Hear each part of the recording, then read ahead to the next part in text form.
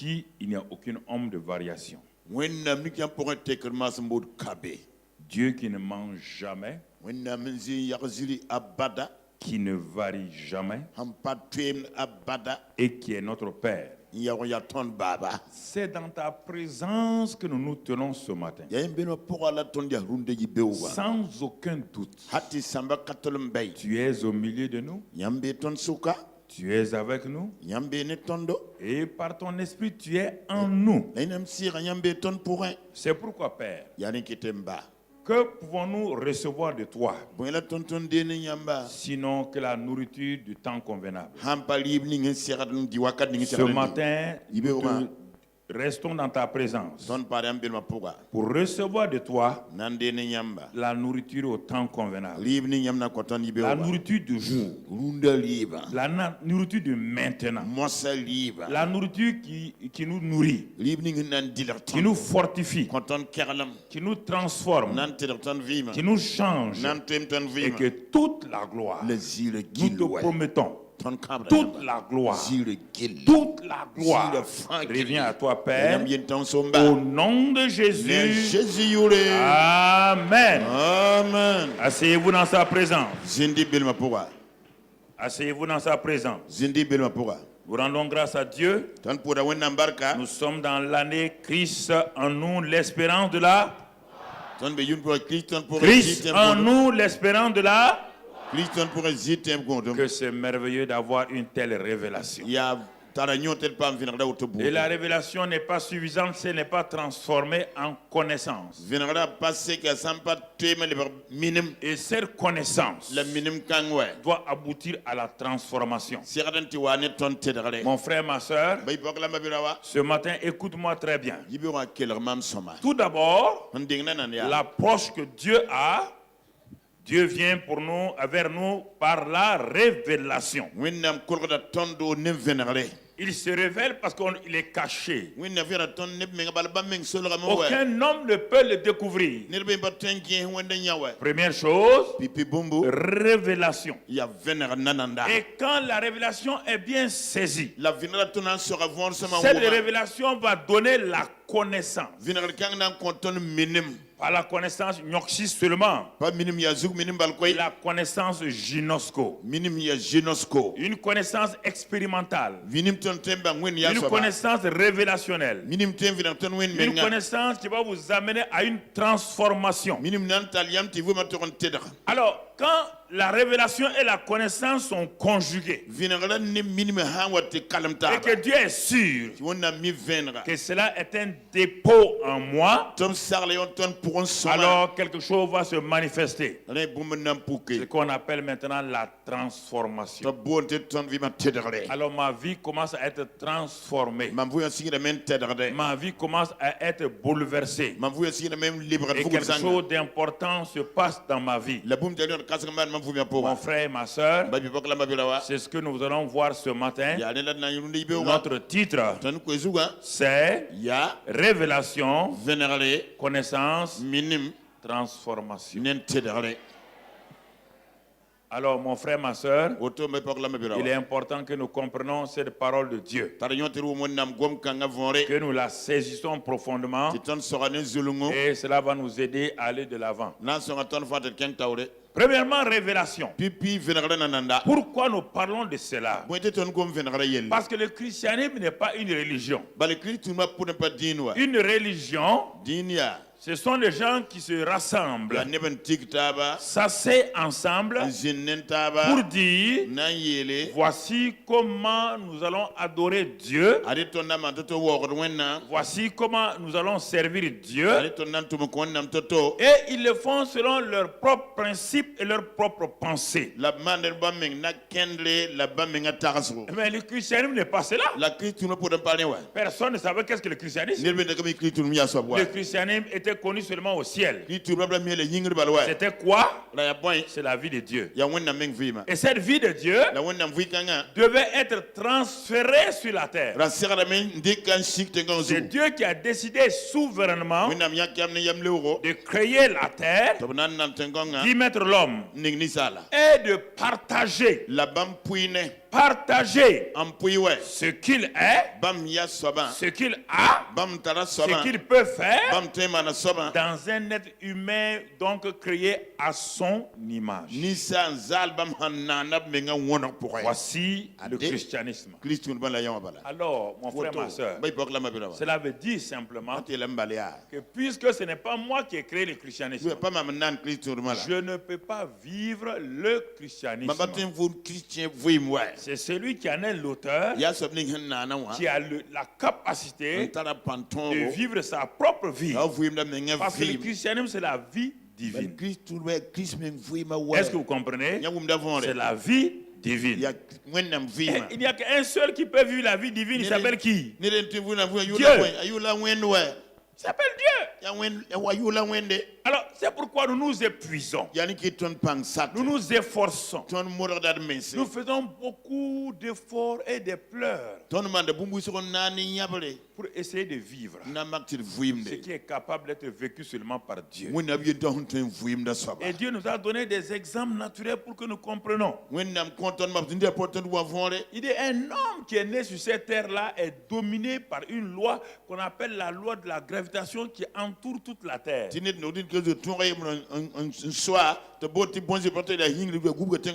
Tu as beau être le meilleur sauteur en hauteur du monde, et les champions du monde en hauteur, ils sautent combien? Maximum 2,20 m, 2,30 m. Même s'ils sautaient 2,50 m, 3 m. Et regardez ça par rapport à la hauteur de la gravitation.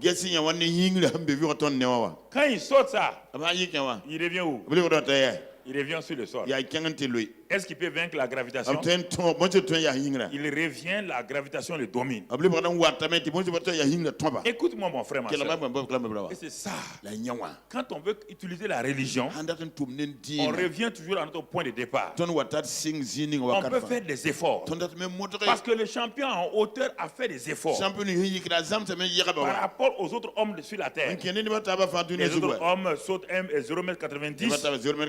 Lui, il s'entraîne tous les jours. Il paye le prix. Il ne dort pas. Il apprend à sauter. Et il arrive à maximum à 2,30 m, 2,50 m. Et on lui donne une médaille d'or. Mon frère, ma soeur. Parce que pour les hommes, il a fait un exploit. Il a essayé de vaincre la loi de la gravitation. Il est l'homme qui a été capable de vaincre la loi de la gravitation sur la terre le plus. Tous les autres hommes sont dominés par la loi de gravitation et chacun saute 1,20 m, 1,50 m et tout. Et les gens le célèbrent. Pendant des années, il a été ainsi. Parce que deux frères découvrent la loi de l'aérodynamique. Et dans cette loi de l'aérodynamique là, ils ont montré que pour vaincre la loi de la gravitation, il faut rendre mécanique la loi de l'aérodynamique. Et ils ont inventé ce qu'on appelle un avion. Alors mon frère, ma soeur, que tu connaisses le saut en hauteur, que tu sois dernier en saut en hauteur, quand tu payes ton billet, tu rentres l'avion. L'avion t'amène à combien de kilomètres? 12 km en haut. Et tu fais dominer la loi de la gravitation. Quand tu es assis là-bas, est-ce que tu fais un effort? Tu es assis, tu manges, tu te lèves, tu te promènes, tu vas aux toilettes, tu dors et tu ris de la loi de la gravitation. Sans effort. C'est ça la vie chrétienne. C'est ça la vie chrétienne. Est-ce qu'il y a un effort dans ça? Il suffit de payer quoi? Le prix du billet. Et tu te reposes dans quoi? Dans l'avion. Et tu fais confiance en qui? Au pilote et au copilote. Et tu es servi par qui? Les stewards. Le pilote et le copilote. C'est le Saint-Esprit et ton esprit. Mon frère, ma soeur. C'est ça. Les stewards. Ce sont les pasteurs. Toi, tu es assis là-dedans. On te sert. Tu manges. Tu bois. Et on t'amène là où tu veux. Et tu es tranquille. Ça, Il faut comprendre les choses. Toute vérité est parallèle. La vie chrétienne, mon frère, ne passe pas ton temps à jeûner, prier. Est-ce qu'en jeûnant, priant, tu peux devenir champion du monde en saut en hauteur? Mon ami, va jeûner et prier. Et va te présenter au championnat du monde. Tu seras ridiculisé. Simplement, quand tu as la révélation, quand tu montes dans l'avion, l'avion t'amène en hauteur. Et c'est ça, la loi de l'esprit de vie. La loi de l'esprit de vie. La loi de la gravitation s'appelle la loi du péché et de la mort. Il tient les hommes esclaves. Il les empêche de voler. Il les empêche d'être libres. Mais quand tu découvres en Jésus-Christ seulement la loi de l'esprit de vie, la loi de l'esprit de vie est liée à une personne. Ce n'est pas une technique, ce n'est pas une loi et un principe simplement. C'est lié à une personne appelée Jésus-Christ. Si tu n'as pas ce Jésus-Christ en toi, la loi de l'esprit de vie ne marche pas. Et tu vas être tout le temps dans la défaite. Et c'est important que nous comprenions cela. Alors ce matin, ce que nous voulons voir pas à pas, c'est pourquoi j'ai dit révélation et connaissance et maintenant transformation. Les trois vont ensemble. Tout commence par la révélation.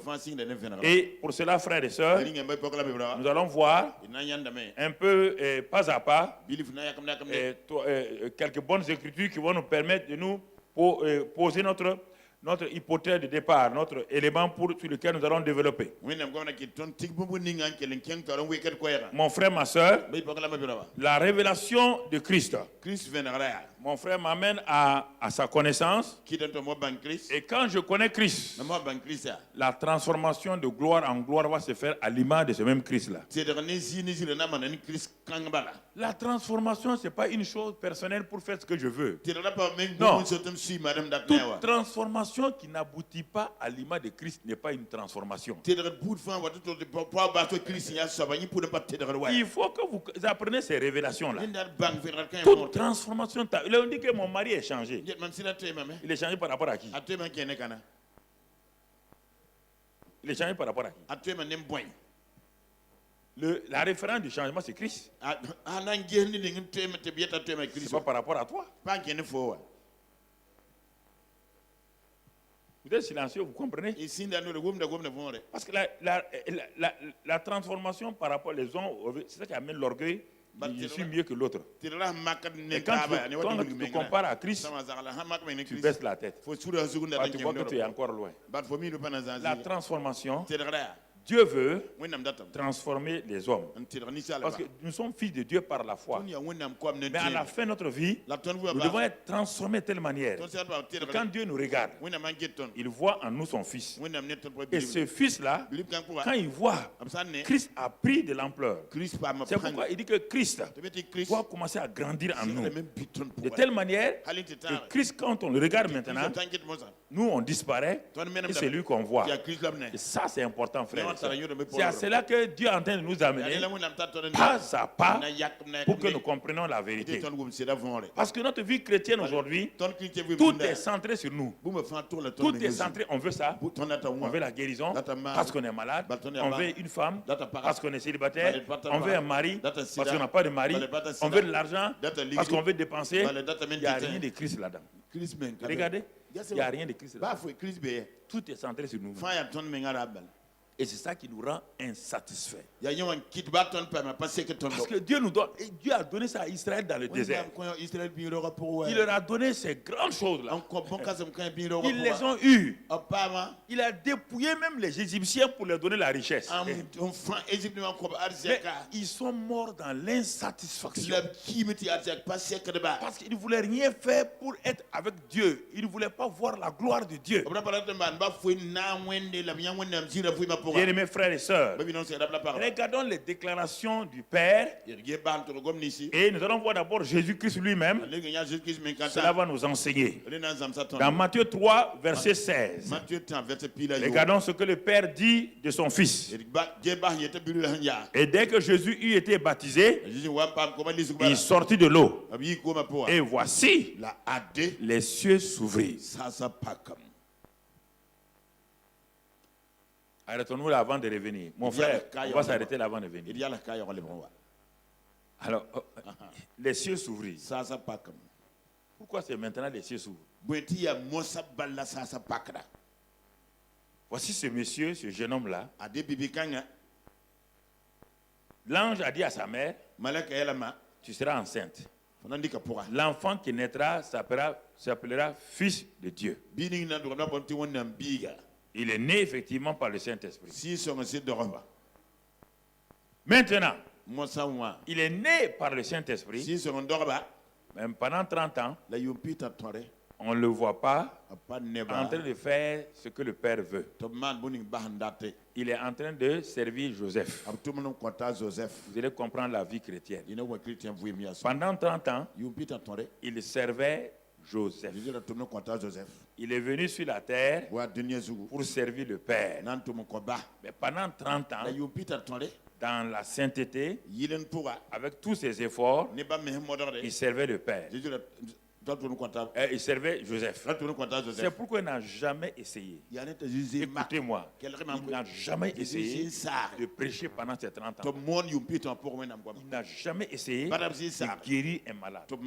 Comprenez cela, vous allez comprendre beaucoup dans votre vie. Vous allez arrêter de faire des choses qui ne vous servent à rien. Il n'a jamais même essayé. Il partait à la synagogue comme n'importe quel citoyen. Il s'asseyait, il écoutait les gens. Il n'a jamais dit à quelqu'un ce que tu dis est faux. Il n'avait plus de connaissance que. Il n'a jamais contredit aucun prêtre, aucune personne. C'est la parole qui était assise. Lui-même, il était la parole. La parole était assise. Mais il n'a jamais dit, hé, toi là, c'est moi la parole. Hein. Ce que tu dis est faux. Jamais. Pourquoi? Voici le secret de la vie chrétienne. La vie chrétienne, c'est la vie de Dieu. Et c'est Dieu qui dirige les choses. C'est Dieu qui conduit les gens. Le Père n'est pas encore dans le Fils.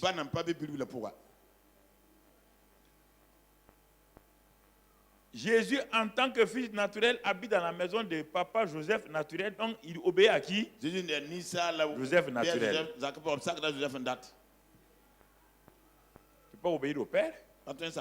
Puisqu'il dit, je ne fais que ce que je vois faire au... Le Père ne lui a rien dit. Je ne fais que ce que le Père me dit de... Le Père ne lui a pas parlé. Le Père ne lui parle pas. Et le Père le laisse. Comme beaucoup d'entre nous, nous sommes enfants de Dieu. Et nous commençons notre vie chrétienne comme cela. On travaille, inspecteur des impôts, nous travaillons médecin, nous travaillons colonel, on travaille. Dieu dit c'est bon. On fait partout pour vivre dans la sainteté. Dieu dit c'est bon. On fait toutes ces choses-là. Dieu dit c'est bon. Mais un jour, le jour va arriver. Et ce jour est arrivé. Et Jésus est parti au Jourdain.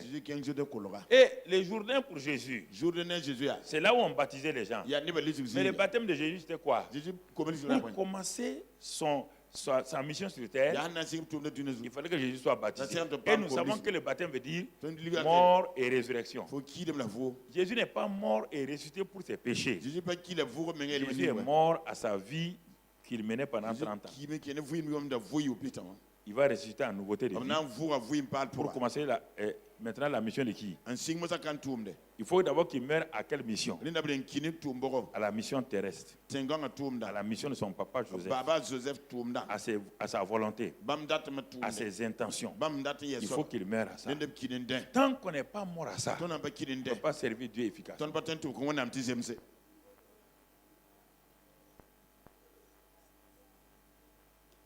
peut pas faire les deux.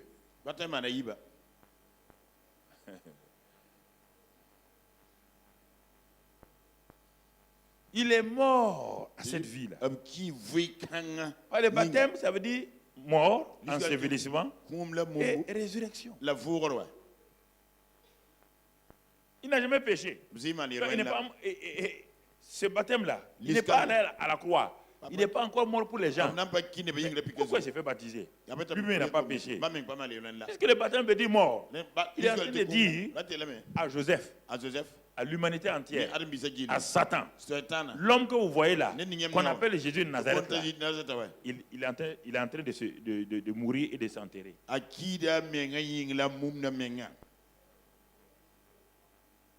Regarde la suite. Si tu ne crois pas, quand il est sorti de l'eau, ça veut dire que la sortie de l'eau veut dire quoi? Symbole de quoi? La résurrection. Donc, c'est un nouveau Jésus qui sort. Ce n'est plus Jésus qui est soumis à Marie. Ce n'est plus Jésus qui est soumis à Papa Joseph. Non. C'est le Jésus qui va maintenant se positionner pour qui? Quand il sort de l'eau, il s'arrête. Les cieux disent maintenant, le Père dit, cieux, ouvrez-vous. Parce que le gars est prêt. Il est prêt. Ce qu'il vient de faire là, il a laissé dans l'eau son ancienne vie. Pas vie de péché. Non. Même Jésus avait une ancienne vie. La vie qu'il faisait naturellement avec Joseph. Qui était une bonne chose. Il y a des bonnes choses qu'on doit enterrer. Les bonnes choses que vous avez, vous devez les enterrer. Les bonnes choses sont toujours sur l'arbre de la connaissance du bon et du mal. Il y a un mélange. Et quand en ce moment-là, alors frères et sœurs, quand en ce moment-là, les cieux s'ouvrent, donc ça veut dire quelqu'un va descendre et qui va désormais prendre la vie de Jésus. C'est fini. Il perd le contrôle sur sa vie. Quand le Saint-Esprit vient et que tu n'as pas perdu le contrôle sur ta vie, c'est pourquoi tu as trop de lutte. Il n'y a pas de conducteur dans une voiture, ni dans un bateau ou des choses. Est-ce que tu comprends? Écoute maintenant. Et quand les cieux sont ouverts, il a vu qui? C'est lui qui contrôle la vie des hommes. Il voit qui descendre. Il vit l'Esprit de Dieu descendre comme une colombe et venir sur qui? Est-ce qu'il est parti Jean-Baptiste? Jean-Baptiste n'est pas mort à lui-même. Bien qu'il soit un grand prophète, il n'est pas mort à lui. Il est parti sur quelqu'un d'autre. Aucun de ceux qui se faisaient baptiser n'est mort à lui-même. Parce qu'il fallait d'abord que Jésus meure avant qu'il soit baptisé. Mais le baptême de Jésus là, ce n'est pas pour ses péchés. C'est la mort à lui-même et la résurrection. Et quand l'Esprit descend sur lui, maintenant le Père va parler. Joseph n'a plus le droit. Jésus a arrangé sa caisse à outils. Il n'a plus touché à ça. Il n'a plus suivi Joseph. Il suit quelqu'un d'autre. Et quelqu'un d'autre va l'amener là où il veut. C'est pourquoi il dit à Pierre, écoute-moi, le jour que tu me suis comme ça, là, on va t'amener là où tu ne veux pas. Oui ou non? On va te conduire là où tu ne veux pas. Et c'est ça que nous refusons. Et te conduire là où on ne veut pas. Nous n'aimons pas les chemins de la mort. Nous n'aimons pas les chemins du brisement. Nous n'aimons pas les chemins. Nous voulons un christianisme autonome, indépendant. Un christianisme où on fait ce qu'on veut et on donne à Dieu, on le flatte un peu et on continue notre vie. Mais le Fils, notre modèle, regardez-le. Même évangéliste, il n'est pas allé évangéliser partout. Est-ce que Jésus pouvait aller au Liban, oui ou non? Il est allé au Liban. Il pouvait aller en Syrie, oui ou non? Il est allé en Syrie. Il pouvait aller en Égypte, oui ou non? Il a été forcé d'aller en Égypte quand il était quand? Qui l'a amené là-bas? C'est quelqu'un qui l'a amené. Mais est-ce qu'il a dit, je vais aller visiter là où j'ai fait mon enfant en Égypte?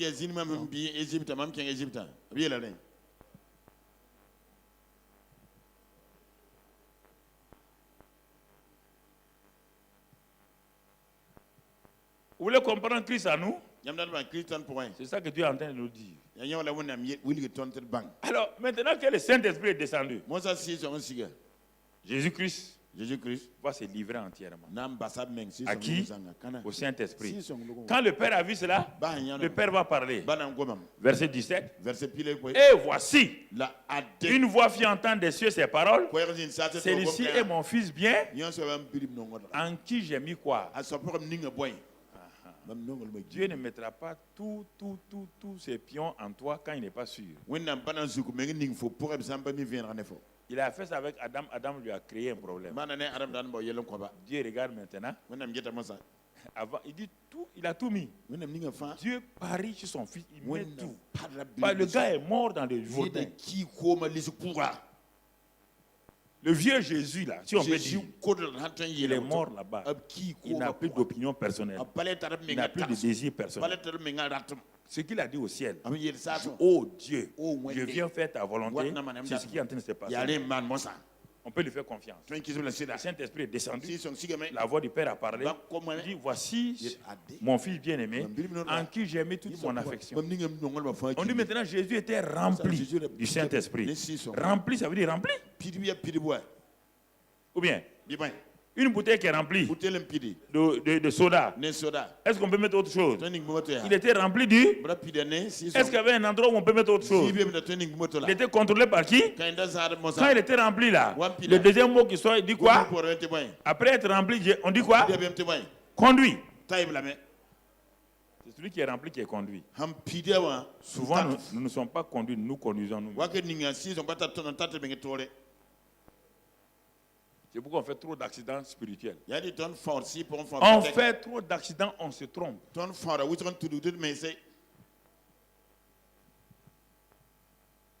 Voici le vrai problème. Nous nous trompons nous-mêmes. Quand il veut tourner ici, non, ne tourne pas, moi je vais aller à droite. Il dit ok, tonneau spirituel. Tonneau spirituel, mais Dieu, pourquoi Dieu dit je n'ai rien permis? C'est moi qui conduis. Tu as un chauffeur dans la vie naturelle de Wayne. Quand il est en train d'aller à Bobo, Dieu te dit, quand il va à Bobo, quand il arrive à un virage, quand il veut virer, toi tu tires le volant comme ça. Tu vas faire quoi? Tonneau. Mon peuple fait des tonneaux spirituels. Mon peuple fait des tonneaux spirituels.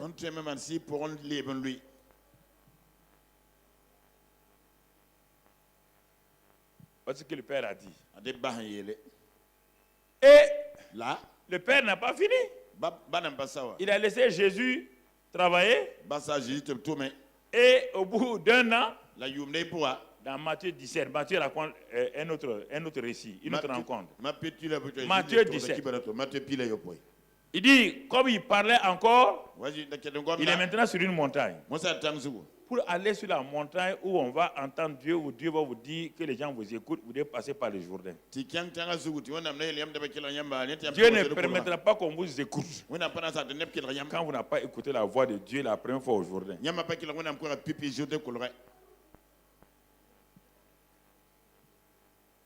Dieu ne permettra pas que personne vous écoute. Quand je dis ça, les personnes ne comprennent pas. Ils prêchent, les gens n'écoutent pas. Parce qu'eux-mêmes ne sont pas morts, ne sont pas ressuscités en nouveauté de vie. Ils n'ont pas laissé leur ancienne vie dans les eaux du baptême. Pour eux, c'était une cérémonie. C'était une cérémonie. Maintenant qu'il est passé par le Jourdain, le Père la met sur la montagne. La transfiguration. Vous voyez maintenant? Vous avez vu ce qu'on a déjà vu? Révélation, connaissance, transformation ou transfiguration. Tu vois le chemin de Jésus? Il a commencé d'abord là. Et ensuite, rempli du Saint-Esprit, il a continué. La connaissance, la voix du Père. Maintenant, le Père va le transfigurer devant ses disciples. Arrivé sur la montagne, comme il parlait encore, puisque la nuée est venue. Ça, c'est Matthieu 17. La nuée est venue pour les couvrir. Et voici encore une voix. La même voix là. Elle va parler. Une voix fit entendre la nuée ses paroles. Celui-ci est mon fils bien-aimé, en qui j'ai mis toute mon affection. Ça, c'était début de journée. Mais il y a quelqu'un qui chante maintenant. Il dit, écoutez-le. Maintenant, vous pouvez l'écouter. Parce que je l'ai testé. Il a eu la révélation. Il me connaît. Maintenant, et vous pouvez l'écouter. Parce qu'il va dire là, ça vient de moi. Il ne dira pas des choses qui viennent de lui. Écoutez-le. Si vous ne l'écoutez pas aussi, c'est une perte pour vous. Alors, mon frère, ma soeur, hier, tu comprends où je vais arriver ce matin. Tu comprends ce que je veux t'enseigner ce matin. Si les gens comprenaient ces choses-là, ils lisent la Bible. Si les gens comprenaient cette vérité-là, il n'y a pas de bagarre dans l'église. Si tu écoutes la voix de Dieu, j'écoute la voix de Dieu. Ce que Dieu va te dire est différent de ce que Dieu me dit. Ce qu'il te dit est important. Ce qu'il me dit est important. Je n'ai pas besoin de savoir ce qu'il t'a dit. Ça ne m'intéresse pas. Je sais que ce qu'il t'a dit, c'est important. Ce qu'il m'a dit, c'est important. Les deux ensemble, ça sera plus important. Écoutez-le. C'est-à-dire maintenant, il est digne d'être écouté. Il est dit que vous tendez vos oreilles pour l'écouter. Voilà le témoignage du Père. Voilà le témoignage du Père sur le Fils. Et c'est en ce moment seulement que le Fils lui-même va parler. Quand il a eu tout ce témoignage-là, le Fils va parler lui-même. Jean 14, 6 maintenant. Jean 14, 6. Écoute ce que le Père va dire. Jésus dit, donc il dit à Philippe, je suis le chemin, la vérité et la vie. Nul ne vient au Père que par moi. Qu'est-ce qu'il dit ici? Le Père a dit, il faut l'écouter. Jésus dit, ok, vous avez entendu le Père, hein? Il dit, nul, à partir de maintenant que le Père a parlé là, n'essayez pas de faire quoi que ce soit. N'essayez pas d'aller à Moïse. Et c'est pourquoi il va montrer Moïse et Élie. Il dit, à partir de maintenant, il n'y a qu'un seul que vous devez écouter. C'est pourquoi dans cette montagne-là, Moïse et Élie apparaissent. Deux grandes figures de proue de l'Ancien Testament. Deux grandes figures apparaissent sur la montagne. Moïse, l'homme de la loi, l'homme des signes, des miracles. Élie, le prophète, le porte-parole de Dieu. Et cette voix apparaît en ce moment-là. Mais ce n'est pas fini, mon frère, ma soeur. Maintenant, les deux ont disparu en Jésus. Donc Dieu te dit, interdit d'écouter Moïse encore. Et les pasteurs continuent à prêcher la loi de Moïse. Dieu dit, la seule personne en qui j'ai mis mon affection, ce n'est ni Moïse, ni Élie. Il n'y a qu'une seule personne, c'est lui. Écoutez-le. Pourquoi vous écoutez les prophètes et les choses? Pourquoi vous promenez pour écouter les gens? C'est ça qui fait votre problème. Il y a un seul qui a le tampon, qui a le sceau. Il s'appelle Christ. Dieu dit, écoute-le. Et ce Christ est où? En toi. Par le Saint-Esprit. Écoutez-le. Et ce Christ te dit maintenant, ce que le Père a dit, c'est vrai. C'est pourquoi il ose dire, je suis le article défini, le chemin. Le chemin du Père, c'est moi. La vie du Père sur la terre, c'est moi. La vérité du Père qui a franchi, c'est moi. Nul sur la terre ne peut aller au Père. On n'a pas dit aller au ciel. Hein? Non, ne peut avoir accès à Dieu. Avant, il y avait plusieurs moyens pour aller à Dieu. Il y avait les Moïse, il y avait les prophètes, il y avait tout le monde. À partir de maintenant, il y a un seul chemin. C'est moi pour aller au Père. Ah, c'est trop étroit, hein? Ah, mais parce que votre religion est trop étroite. Oui, c'est étroit. Tous les chemins mènent à Rome. Tous les chemins peuvent amener à Jérusalem. Mais au ciel, il n'y a qu'un seul chemin, il s'appelle Jésus.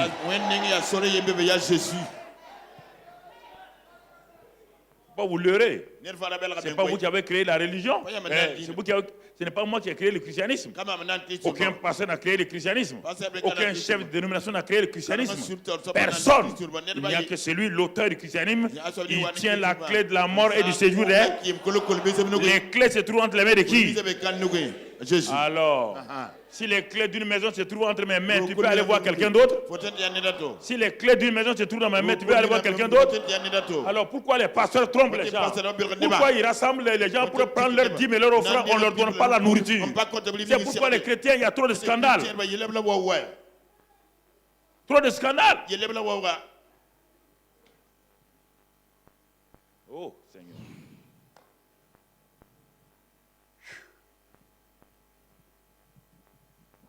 Il dit, nul ne peut aller.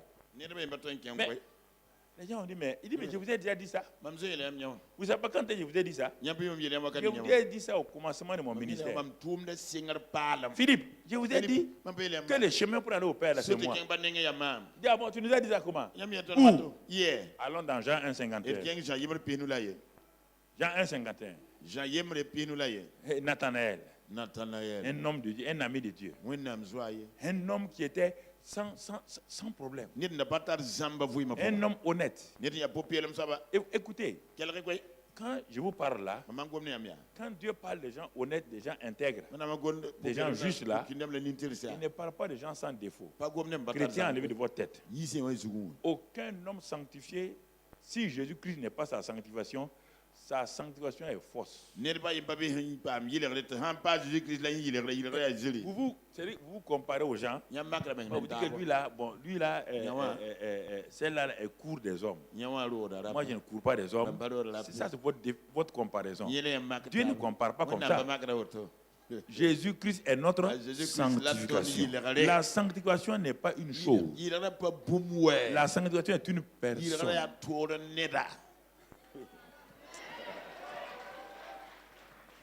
Et il dit à cet homme-là, Nathanaël, tu étais sous un figuier caché quelque part. Quand Philippe lui dit, viens et vois, on a trouvé le Messie. Nathanaël qui est très bon, vraiment bien là, il dit à Philippe, tu vois, tu dis Nazareth. Tout le monde connaît Nazareth. C'est une ville incrédule, une ville mauvaise. Rien de bon ne peut sortir. Philippe, est-ce qu'il a discuté? Il dit quoi? Qu'est-ce qu'il a dit? Qu'est-ce que Philippe a dit? Viens et vois qui? Pas Nazareth. Celui qui vient de Nazareth. Même si Nazareth est mauvais, celui qui vient de Nazareth là n'est pas mauvais. Faites attention à ça. Ah, il vient d'une mauvaise famille. Il est en Christ maintenant. Sa famille est mauvaise, lui-même n'est pas mauvais. Arrêtez des idées bizarres.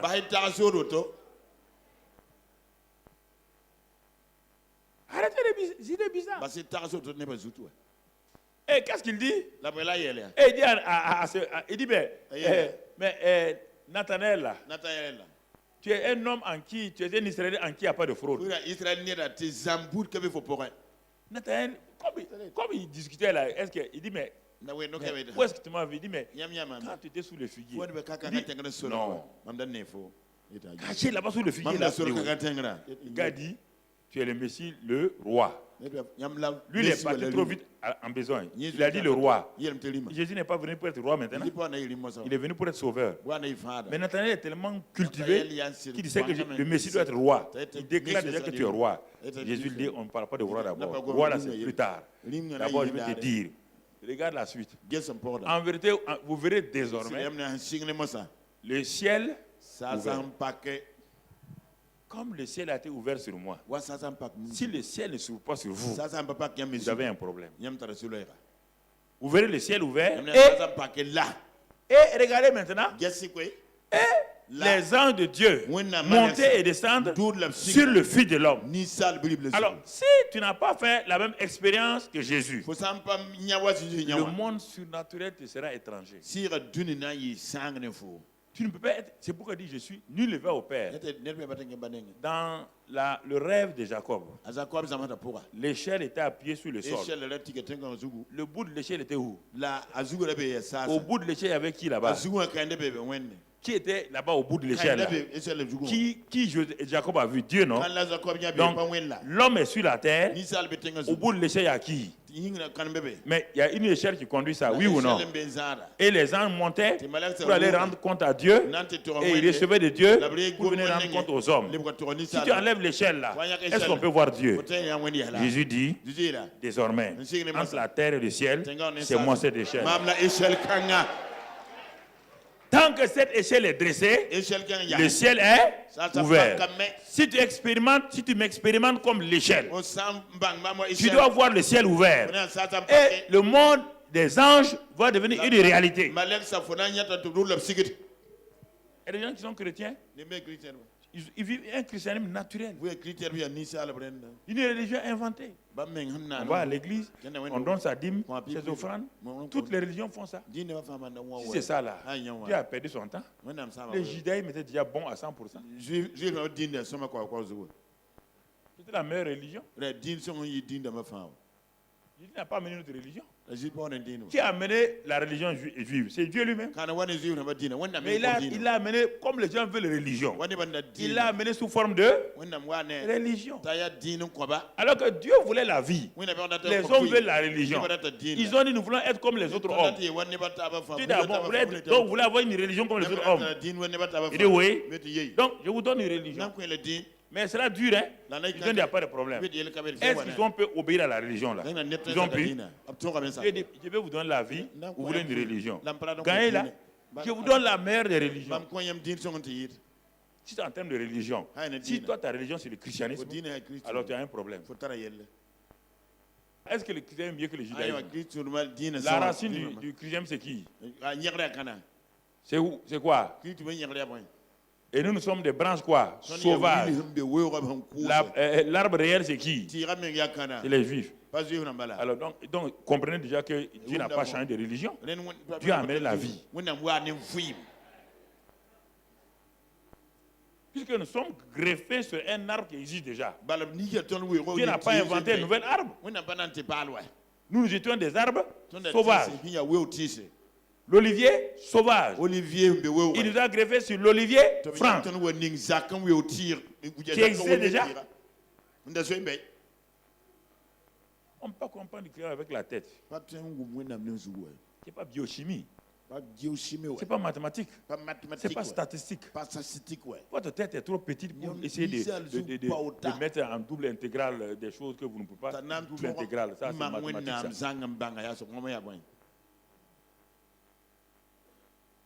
Ça n'a rien à voir avec ça. C'est une affaire de révélation. Même l'enfant, même la vieille femme du village là, si ce n'est pas ça là, comment la vieille femme du village va être chrétienne? Et les premiers chrétiens là n'avaient pas de Bible. C'était les illettrés. Comment ils ont fait pour comprendre la vie chrétienne? Il n'y avait pas de Bible encore. Il n'y avait que l'Ancien Testament. Et c'était entre les mains de qui? Des scribes et des pharisiens. Aucun du peuple n'avait une Bible.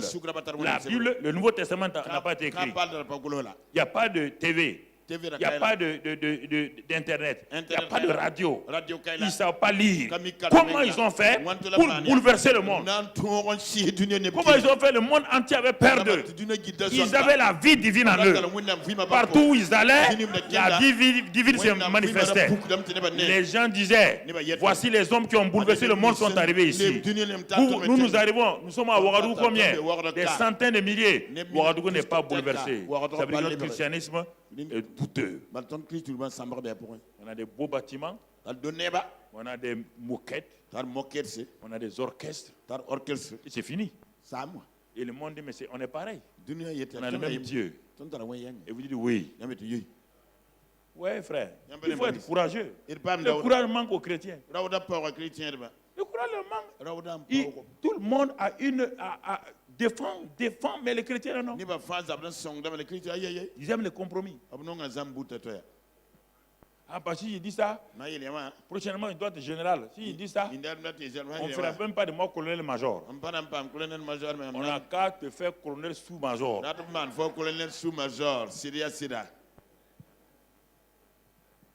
Je suis la liste d'être promu. Ah, mais si je dis que je crois en Christ, ils vont me... Ah, mon ami, Dieu va te donner la promotion.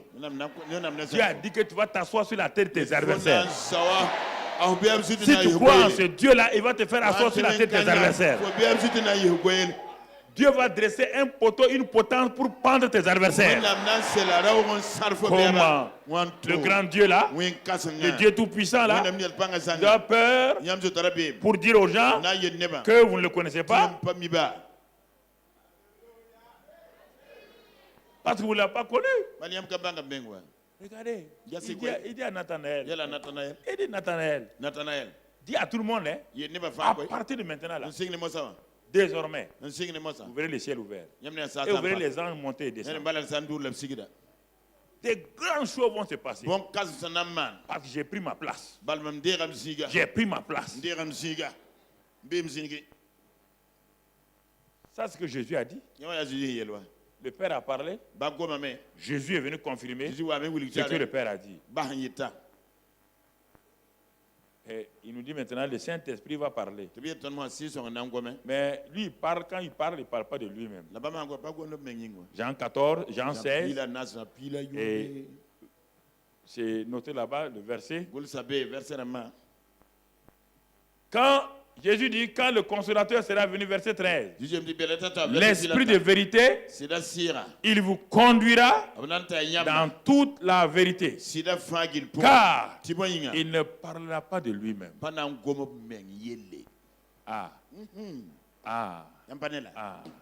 Jésus, quand il a quitté la maison de Joseph, il n'a fait que parler de son père. Oui ou non? Jésus vous dit maintenant, comme lui va partir, quelqu'un d'autre va venir. Il s'appelle le Saint-Esprit, la Los Parakletos. Quand il va venir, il ne parlera pas de... Non. Il ne parlera pas de lui-même. Mais il dira tout ce qu'il aura entendu.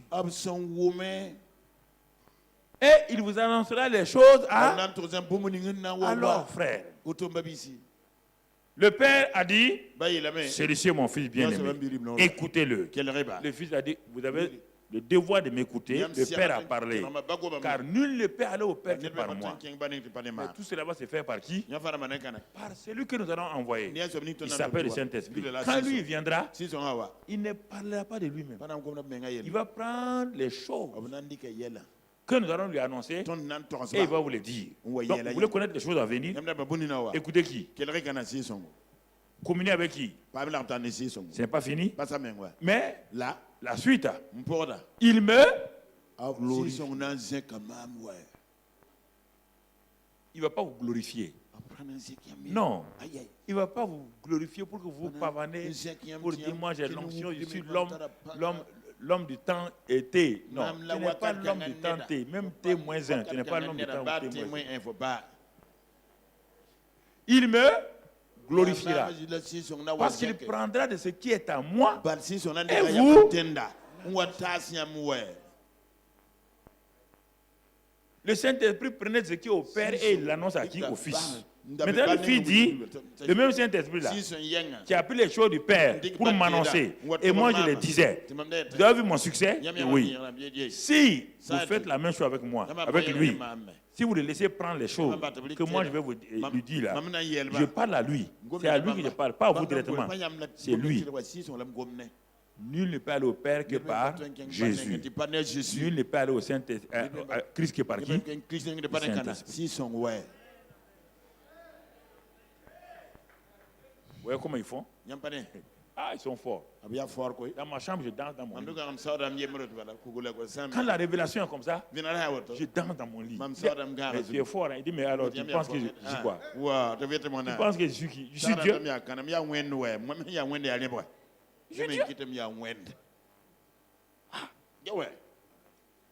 Il avait préparé un anon. Un anon. Depuis l'anneau est né, on a attaché l'anneau. Dieu a suggéré qu'on attache l'anneau. Tu entends? Dieu a interdit que quelqu'un ne s'assied sur l'anneau. Mais personne ne savait. Et personne n'avait envie de s'asseoir sur cet anneau-là. Il dit, mais si moi j'ai la destinée des anneaux, si j'ai la destinée des anneaux, toi, tu es plus qu'un anneau.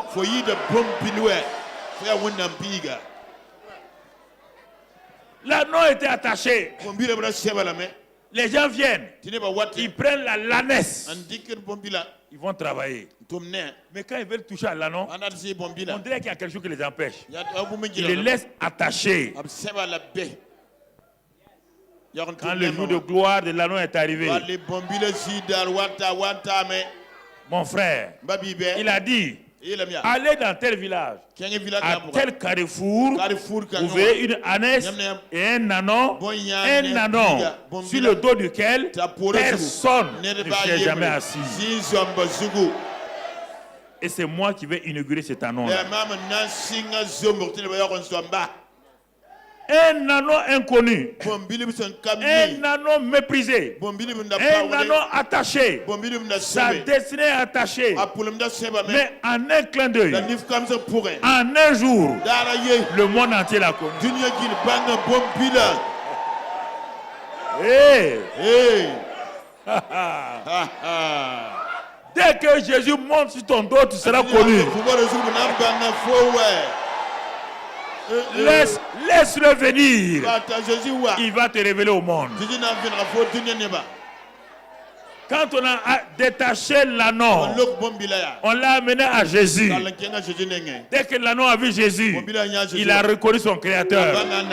Il a commencé à faire qui? Regardez les hommes. Les hommes ont enlevé leurs habits. Ils ont posé sur quoi? Sur l'anneau. Ils ont posé comme tapis où? C'est Jésus qui a marché sur le tapis. Qui a marché sur le tapis? L'anneau.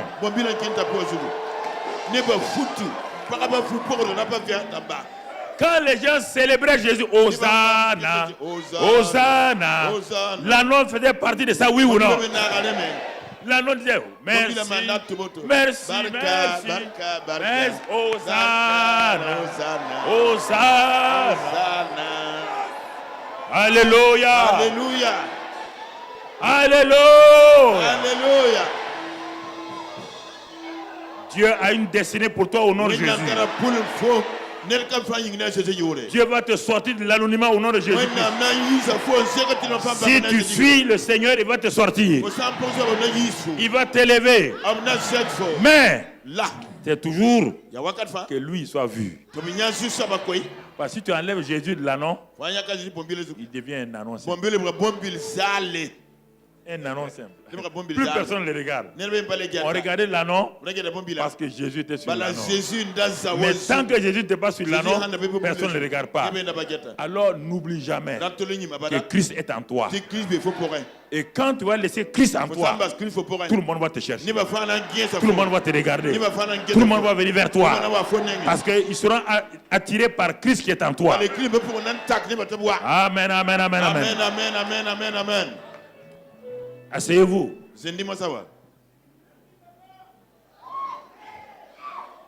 Écoute-moi, mon frère. Quand Dieu vous donne quelque chose, c'est à l'intérêt de vous. Ouais, j'ai pas besoin. Je peux rester ici sans regarder mon cahier. C'est pas un cahier. C'est une révélation. Vous comprenez? C'est une révélation. Ça, c'est le premier niveau. C'est la révélation comme ça.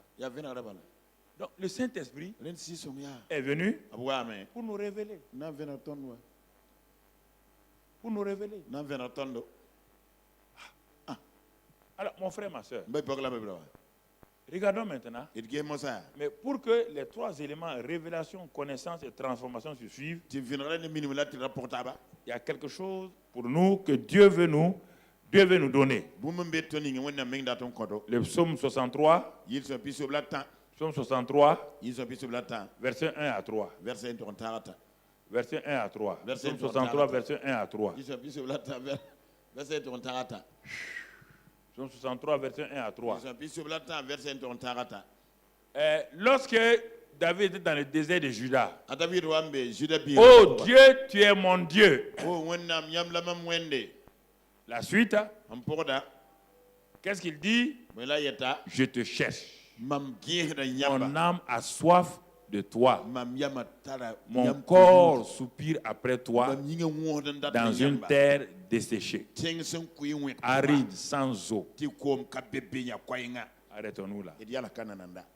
Qu'est-ce qui fait que beaucoup de chrétiens ne dépasse pas la révélation pour aller à la connaissance et aboutir à la transformation. Parce qu'il leur manque la soif. Ils n'ont pas soif. La soif va amener quelqu'un à creuser le sol. Vous allez partir le trouver mort à côté, mais il a gratté parce qu'il veut l'eau.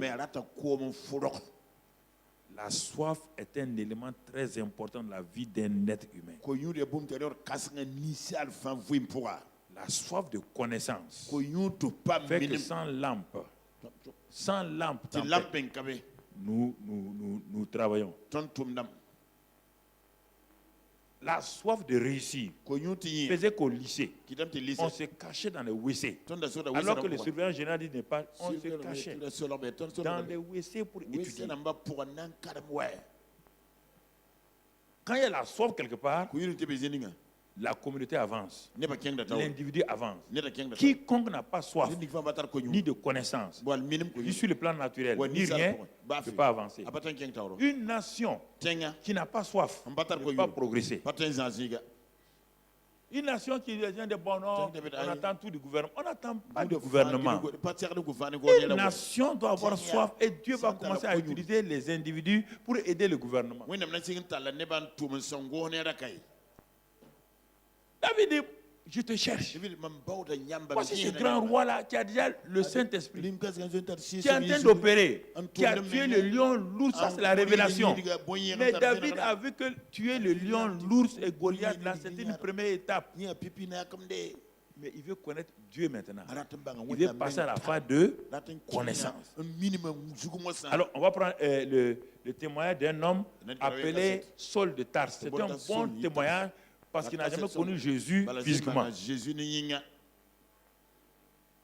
Donc, quelle connaissance il va vouloir avoir? Puisqu'il n'a pas connu physiquement. Il n'a jamais salué. Pierre a marché avec Jésus. Il peut raconter beaucoup de choses sur le Jésus. Mais lui là, il n'a pas marché avec Jésus. Il ne le connaissait pas. Mais son simple nom l'énervait. Son simple nom, le simple nom de Jésus l'énervait et il haïssait Jésus.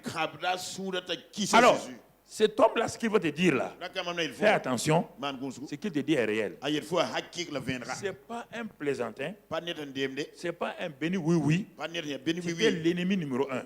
Il se présente comme l'ennemi numéro un. Comment l'ennemi numéro un va parler de quelqu'un qu'il haïssait?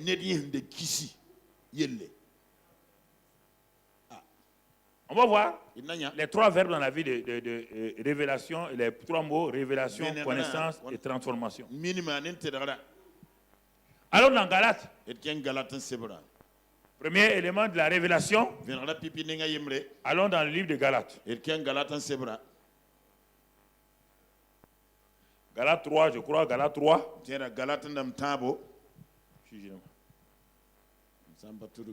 Non, allons dans 2 Corinthiens 4 d'abord. 2 Corinthiens, laisse 2 Corinthiens 4. 2 Corinthiens 4, verset 6. On va aller là-bas pour commencer au niveau de la révélation. 2 Corinthiens 4, verset 6.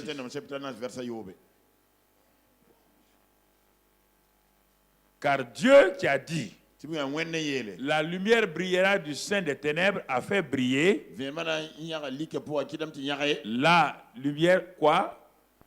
A fait briller la lumière dans nos cœurs pour faire resplendir la connaissance de la gloire de Dieu sur la face de Christ. C'est un verset clé pour toutes les trois choses qu'on va voir. Et c'est Paul qui nous dit ça. Il dit sur la face de Christ. Donc, tout, si vous enlevez Christ, vous n'avez plus rien. Tout ce que vous voulez là. Vous voulez ceci, vous voulez cela. Mais Christ, mais Dieu a tout mis en Christ. Tout. Dieu a tout rassemblé. Et il a tout mis en Christ. Vos prières là, frère, comprenez-moi. C'est un Christ inclusif. Tout suffisant. en qui le Père a tout mis. Il n'y a pas de sagesse en dehors de Christ. 1 Corinthiens 1:30 dit qu'il est notre sagesse. Il est notre rédemption. Il est notre sanctification. Il est notre tout. Écoutez ça très bien. Vous êtes dans le christianisme par vos besoins. Et vous n'avez pas compris. Dieu, pour attraper un poisson, on jette le filet ou bien la maison avec toujours quelque chose. Vous êtes entré dans le christianisme par la guérison. Ça, c'était tout juste le petit insecte, l'appât sur la maison pour vous avoir. Mais Dieu n'est pas dans la guérison. Dieu a amené Christ. Laisse tomber guérison. Vous comprenez? Tout le monde sait ça. Ah, j'étais dans l'échec. Dieu m'a donné l'échec. L'échec était l'appât. Il a mis le succès pour que tu le connaisses. Mais maintenant, toi tu dis désormais, tout problème, Dieu doit faire comme ça. C'était un moyen pour t'avoir. Mais maintenant tu dois me connaître. Ah non. Non, c'est ça le problème. C'est pourquoi les chrétiens sont déçus. Parce qu'ils veulent, ils croient, c'est pourquoi il y a trop de dénominations. Quand un chef de dénomination a découvert la sanctification, tous ceux qui viennent là, il y a un mouvement de sanctification. Mais et la justification? Et la crainte de Dieu? Et la sagesse de Dieu? Vous ne pouvez pas bâtir la vie chrétienne sur la sanctification, ou bien sur le baptême du Saint-Esprit, ou bien sur le parler en langue, ou bien sur les miracles. Non, tout est bâti sur Christ. C'est la pierre angulaire. Tout est sur Christ. Il faut changer votre mentalité. Tout est sur Christ.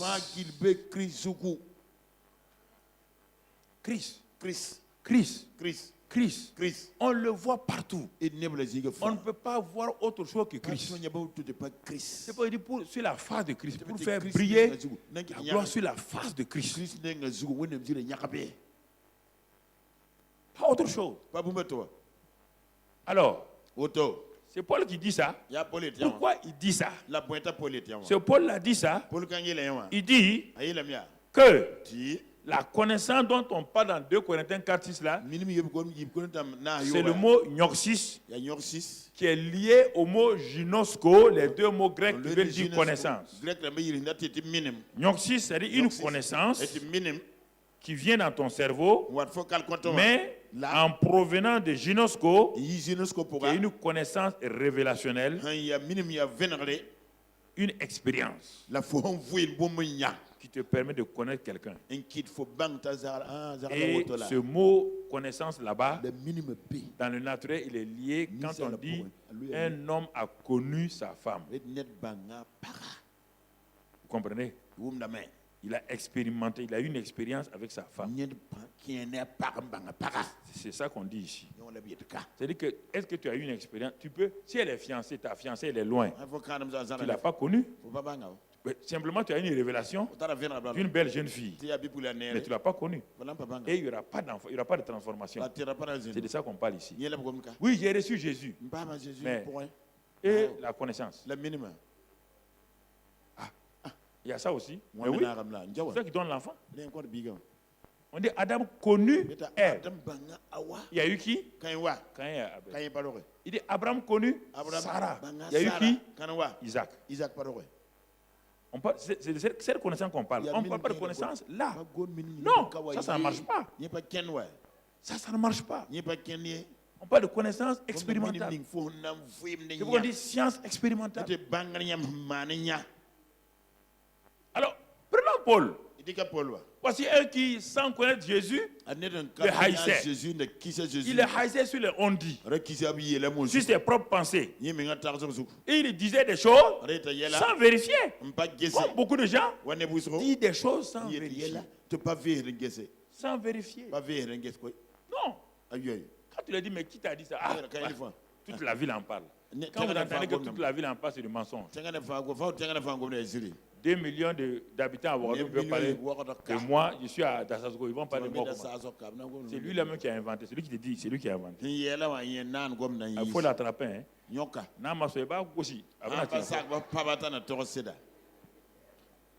Il va dire la vérité. Les gens inventent comme ça. Tu es assis ici. Toute la ville. Laquelle ville? Toute la ville parle de moi. Dans mon quartier, même on ne me connaît pas. Même le voisin, le troisième voisin ne me connaît pas. Comment toute la ville parle de moi? Mon ami, il faut te taire. Il ne faut pas écouter des gens comme ça. Et puis vous mettez à courir. C'est du mensonge. Vous laissez avoir par les gens. Quand vous dites seulement, vous êtes découragé. Il n'y a même pas 3 personnes qui savent ce qu'il dit là. C'est lui-même qui s'est promené et inventé des choses.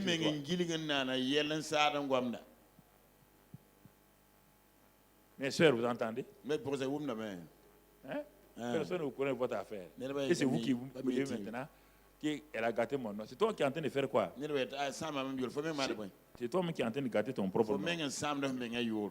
Tu dis, mais hé, Minata, tu vois l'autre là a dit ça. Elle a dit quoi? Tu le réveilles, tu dis, tu fais ça alors? Tu n'étais pas au courant? Non. Qui a informé? C'est toi-même? Ce n'est plus l'autre. Toi qui as informé. Et tu viens de commencer comme ça. La propagande sur ton dos. Si Minata n'a pas la bouche, avant le soir, Geneba Fanta, Bintou, Orokia, il va bombarder toute la ville avec des mensonges. Et puis maintenant, quand ça te revient, tu dis les gens gardent mon nom. Non, c'est ce que tu as dit le matin. C'est ça qui est parti. Faites attention, frère. Faites attention. Faites attention. Il a dit, mais Pasteur Karambri, parfois quand il parle, on dirait qu'il a vu Dieu. J'ai vu Dieu.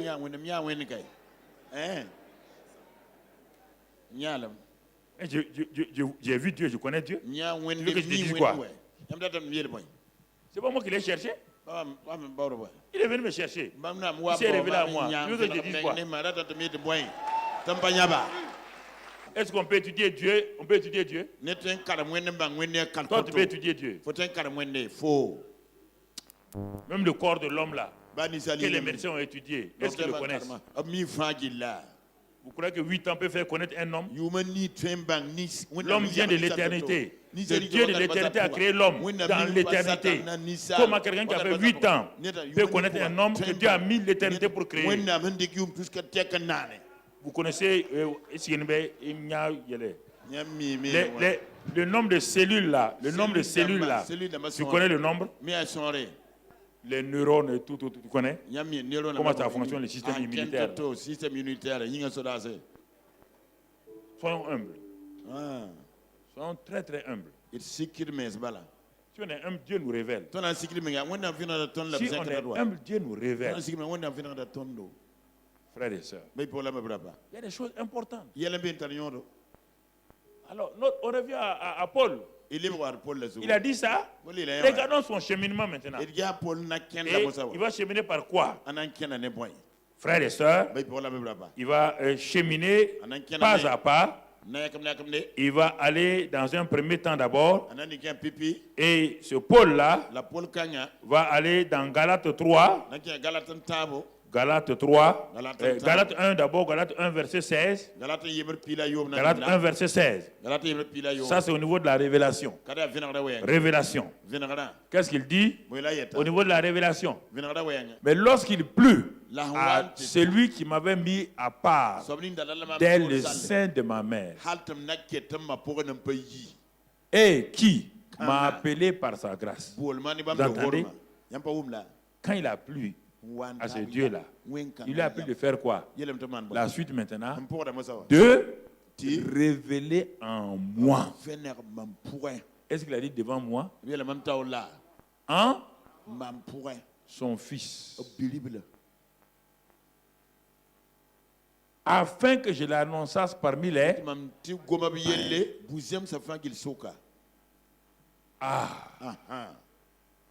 Paul persécutait Jésus. Il n'a pas de révélation. C'est pourquoi il les persécute. Il n'y a rien de normal quand les gens vous persécutent, ils ne connaissent pas Jésus. ne vous en faites pas, parce qu'ils ne le connaissent pas, c'est pourquoi ils vous persécutent. Mon père, mais ton père ne connaît pas qui est Jésus. Il croit que tu gardes son nom, que tu as changé de religion. Il faut prier pour lui. Tes amis au travail disent, ah, tu es devenu maintenant bizarre. Ils ne connaissent pas Jésus.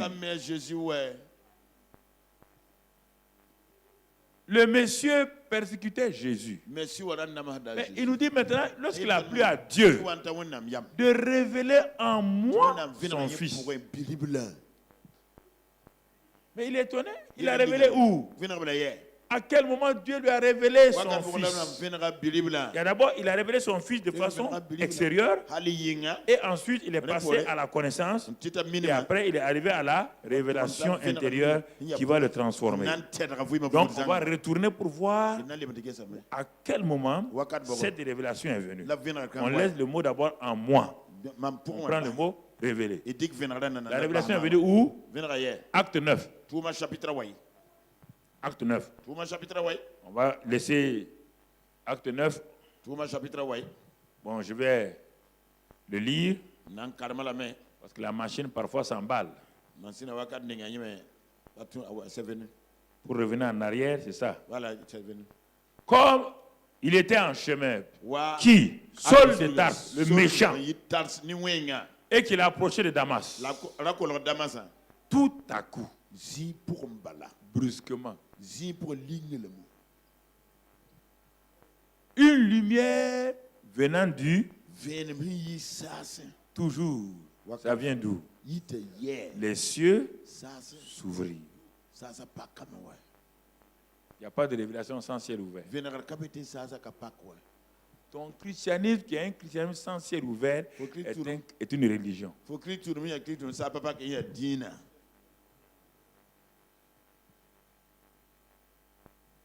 Une lumière venant du...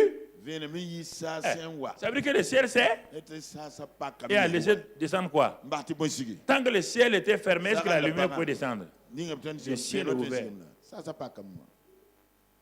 La suite, mon frère, venant du ciel, resplendit autour de lui.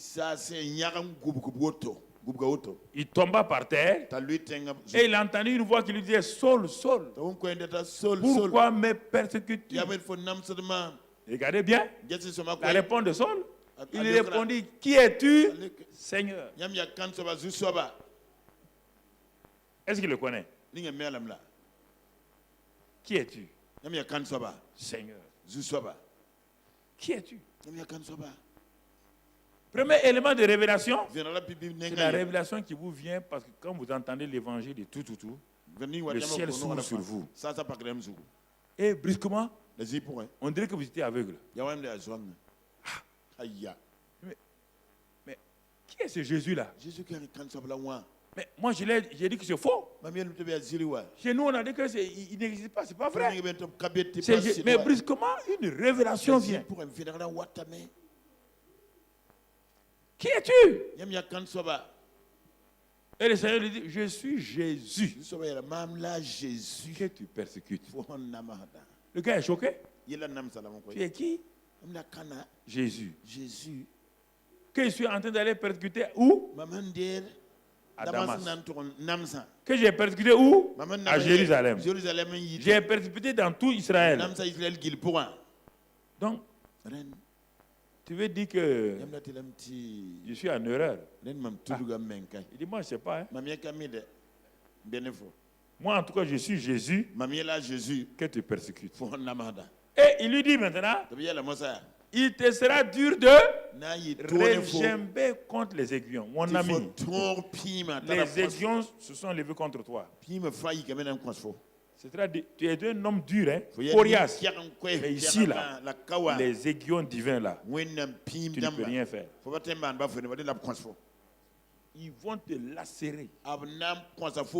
C'est un gars d'une forte volonté.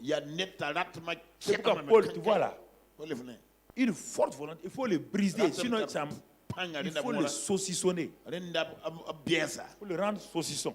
Et après, tu fais de ça maintenant viande hachée. Voilà. Ça, c'est important. Il te sera dû de régimber.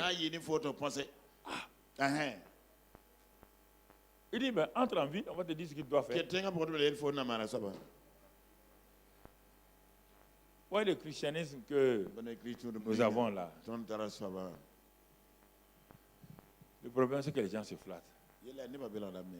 Dieu ne peut pas faire tout ça là et puis nous laisser nous tromper. Bon, je vais à l'église, je donne là. Si c'est l'argent là, l'argent appartient à qui? L'argent, il leur appartient à qui? Est-ce que Dieu a besoin de mon argent? Est-ce que Dieu a besoin de votre argent? Vous vous trompez? Qui est l'auteur de l'argent? Qui est? C'est lui. Je suis avec Dieu. Vous ne pouvez pas acheter Dieu. On ne peut pas l'acheter.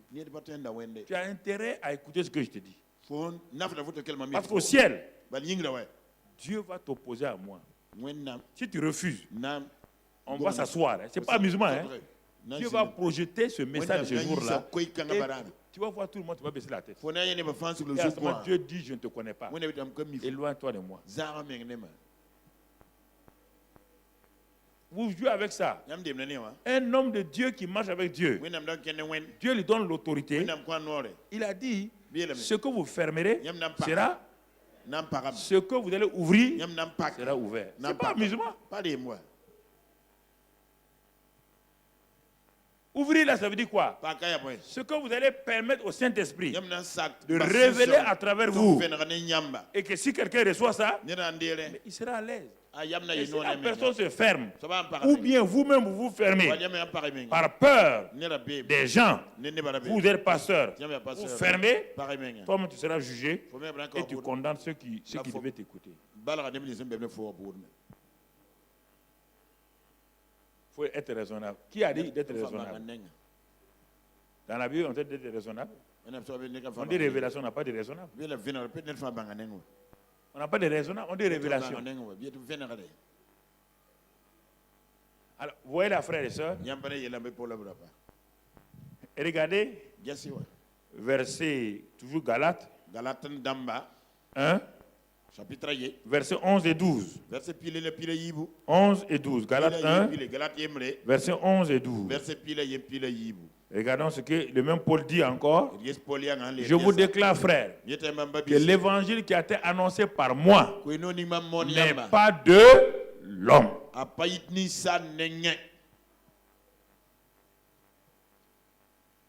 Ce n'est pas Pierre qui m'a dit, je n'ai pas fait d'école biblique.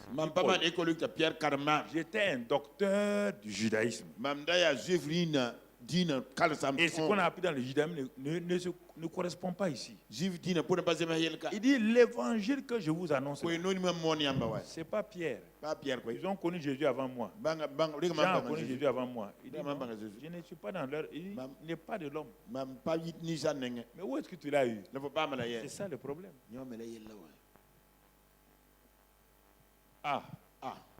Si vous êtes connecté avec le Saint-Esprit, vous avez un évangile. Paul dit mon évangile. Il n'a pas dit l'évangile, il dit mon évangile. C'est ma bonne nouvelle. Êtes-vous connecté avec Dieu? C'est ça que je suis en train de vous donner. C'est ce que Dieu m'a donné que je vous donne.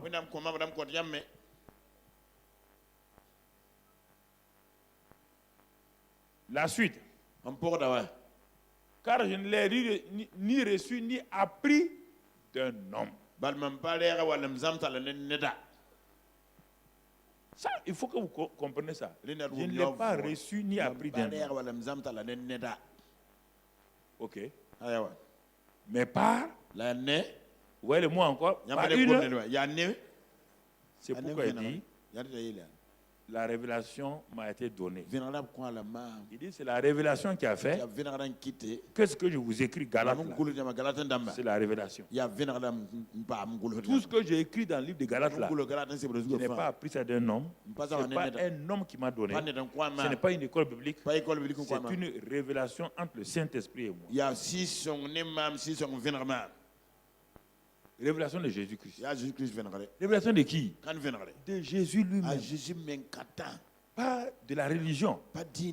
Dieu n'a pas envoyé la religion. Dieu a envoyé son Fils Jésus-Christ.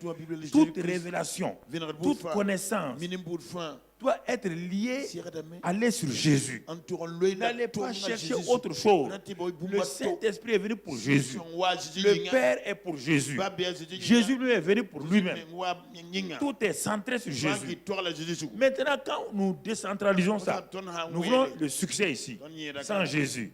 Nous voulons la prospérité, sans Jésus. C'est ça qui nous crée des problèmes. Et c'est pourquoi aujourd'hui, il y a trop de mouvements qui ont été créés qui n'ont rien à voir avec Jésus. Mais, et ça donne du fruit, mais pas de fruit durable. Pas de fruit durable. Ah, Dieu m'a dit de faire comme ça. Est-ce qu'il y a Jésus là-dedans? Non, non, non. Que c'est pour aider les gens. Dieu m'a dit de faire un orphelinat. L'orphelinat est lié sur Jésus. Non, non, non. Il faut aider les gens. Tout le monde est à orphelinat. Toutes les régions ont orphelinat. Ça ne vient pas de Dieu. Si ça vient de Dieu, donc toutes les régions qui ont orphelinat viennent de Dieu. Ce n'est pas centré sur Jésus. Ça ne vient pas de Dieu. On va faire telle chose. On va faire telle chose. Qui est valorisé là-dedans? C'est Jésus? Non. Mon ami, c'est toi. C'est pas Jésus. Est-ce que nous comprenons? C'est ça le centre du christianisme. Les gens se réunissent chaque dimanche. Ils sortent avec des enseignements. Non, non, aujourd'hui on a entendu ça. On a entendu ça. Ça t'a donné quoi? Dans 2 jours, tu as perdu. Le Christ qui est en toi là. Nous devons être Christ centré. Tout doit être Christ sur Christ. Et c'est facile le reste. Il n'y a pas de secret en dehors de Christ. Il est le mystère de Dieu révélé. Il le mystère de Dieu, mais c'est qui? Tout le mystère de Dieu, c'est qui? Christ. Si le mystère de Dieu, c'est Christ, tu veux faire quelque chose sans Christ, ça ne marchera pas. Ça ne marchera pas.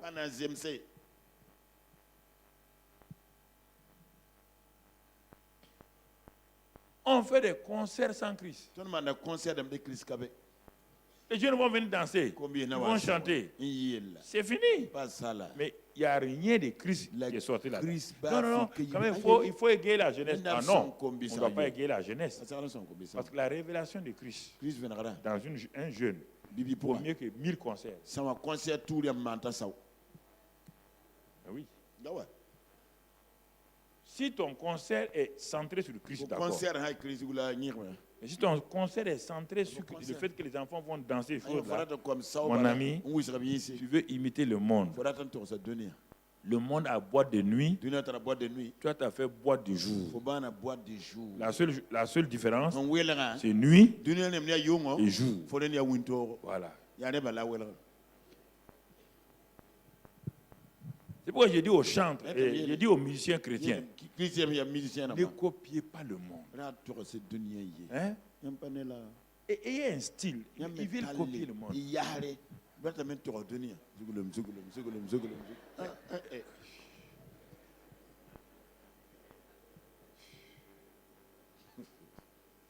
Pourquoi vous voulez copier les vedettes? En quoi des gens qui sont finis se suicident? En quoi vous voulez les copier?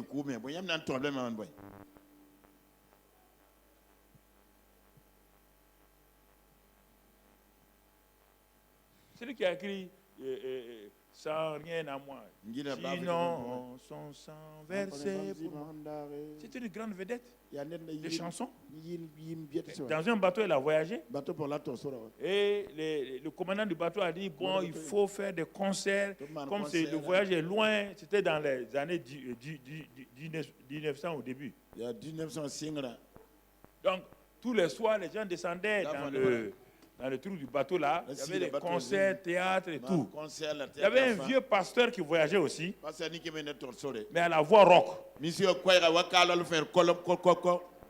Quand la vedette, la chanson est arrivée, quand elle a chanté, Tous les voyageurs du bateau là, ils se sont levés, ils ont applaudi. Elle a fait révérence plusieurs fois, ils applaudissent. Elle est partie s'asseoir. Maintenant, tout le monde a fini. Le vieux pasteur dit, lui veut chanter le dernier. Il s'est levé, il a chanté Christ. Christ est ma sagesse. Christ est ma victoire. Mais il y avait l'onction sur le vieux. Sa voix n'était pas bonne. Pas bonne. Mais son onction était bonne. Les gens ont été saisis. Tout le monde était à genoux, en train de pleurer. La vedette là, en train de pleurer. Quand il a fini de pleurer, elle est sortie. Elle est partie dans sa cabine. Et le vieux pasteur l'a suivi. Saint-Esprit dit, suis-la. Il est parti la trouver dans la cabine là, dans sa cabine, à genoux. Maintenant, elle a fini de pleurer, elle a reçu Christ. Et ayant reçu Christ, elle a dit à Christ, je vais maintenant te chanter. Oui, en l'espace d'une heure, révélation, connaissance. Regardez. Regardez. Elle était à genoux. Et l'inspiration est venue. Elle a commencé à chanter, inventer le ton et les musiques. Tel que je suis sans rien à moi, sinon ton sang versé pour moi. Et là, le Saint-Esprit a changé la face. Et c'est ça que Billy Graham chante. C'est un choral chanté partout. Et si vous voyez le choral de Billy Graham, dès qu'on chante le chant là, le stade se vide. Les hommes d'affaires, les politiciens, les présidents, les gens descendent. Ils viennent pour recevoir Christ. C'est ça que vous devez dire aux chants chrétiens aujourd'hui. C'est ça. Christ. Christ. Christ. Christ. Christ. Christ. Christ. Christ. Pas quelqu'un d'autre. Pas quelqu'un d'autre. Dieu n'en a pas besoin. Pas l'archange Michel. Pas Marie. Marie est important, mais pas Marie. Non. Tout le monde est effacé. Même Marie a dit, faites ce qu'il vous dira. C'est-à-dire, moi je me mets derrière. Paul se met derrière. L'archange Michel se met derrière. Moïse et Élie se mettent derrière. Tout le monde est derrière. Tout le monde. Tout le monde regarde à qui? Christ. Christ. Christ. Christ. Si tu changes ça, tu as changé le modèle de Dieu. Tu as changé la racine de ton christianisme. Tu as changé ta base. Tu as changé la fondation. Tu as changé la pierre angulaire. Ta vie ne tiendra pas. Ton bâtiment ne tiendra pas. Ton projet ne tiendra pas. Parce que c'est Pierre et lui, c'est la pierre angulaire. Il est le fondement, il est la pierre angulaire. Frères et sœurs, c'est ça que Paul a découvert. Il dit ce n'est pas par enseignement. Bon, je ne veux pas vous retenir. Il parle de ça. Il dit il est parti où? Dans le désert d'Arabie. C'est là-bas qu'il a reçu la révélation. Dans le désert tout seul. Ça, c'est la révélation. Maintenant, deuxième chose, connaissance. Au niveau de Paul. Je vais terminer. On va continuer plus tard. Et dans, maintenant, je saute. Maintenant, on va aller rapidement dans Philippiens 3. Philippiens 3, verset 7. Parce que c'est important, si j'accumule trop, vous n'allez pas pouvoir décortiquer. Il faut que je vais m'arrêter pour que on puisse continuer. Philippiens 3, verset 7 à 9. Il dit, mais ces choses qui étaient pour moi des gains. C'est le même Paul qui parle maintenant. Il a eu des révélations, tout. Mais il dit maintenant, toutes ces révélations-là, arrivé à un moment donné, Paul était insatisfait. Il dit, toutes ces choses qui étaient pour moi des gains, je les ai regardées comme quoi? Comme une perte à cause de... Ah! Mais Paul, toutes les révélations là que tu as eues, oui, les dons spirituels là, l'autorité, la puissance là, il dit c'est une perte.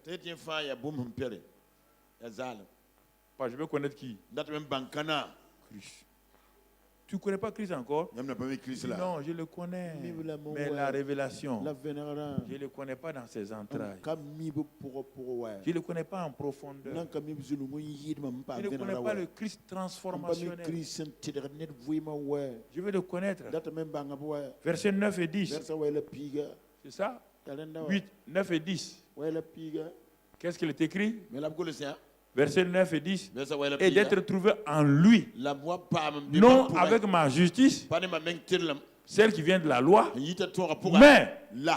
mais avec celle qui s'obtient par la foi en Christ. Tu vois, il répète le mot Christ plusieurs fois. La justice qui vient de Dieu par la foi. Verset 10. Verset 10, mon frère. Qu'est-ce qu'il dit dans ce verset 10 là? Voilà. Afin. Ah. Mais tu l'as déjà connu? Il dit non. C'est la révélation. Ce n'était pas la connaissance gynosco. Il dit afin de connaître qui maintenant? Christ. Et là, sang de sa résurrection, c'est pas fini, et la communion de ses souffrances en devenant conforme à lui dans sa mort continue, dans sa mort, pour parvenir, si je puis, à la résurrection entre les morts. La phrase est trop longue. Il dit, hein? Je veux connaître Christ, la puissance de la résurrection et la communion à ses souffrances. Mais tout ce que tu as expérimenté, dis non, de la bouche, c'est une perte. Ça ne m'a pas transformé. Ça ne m'a pas transformé. Ça m'a donné des bonnes choses. Comme toi. Ça m'a donné de l'argent. Ça m'a donné une position. Ça m'a donné une bénédiction. Ça fait que j'ai prié pour des morts, ils sont ressuscités. Les gens sont guéris. Mais tout ça, c'est extérieur. Moi-même, là, ça ne m'a rien donné. C'est pourquoi les chrétiens sont insatisfaits. Et c'est pourquoi tous les juifs veulent quelque chose. Parce qu'ils ne sont pas satisfaits.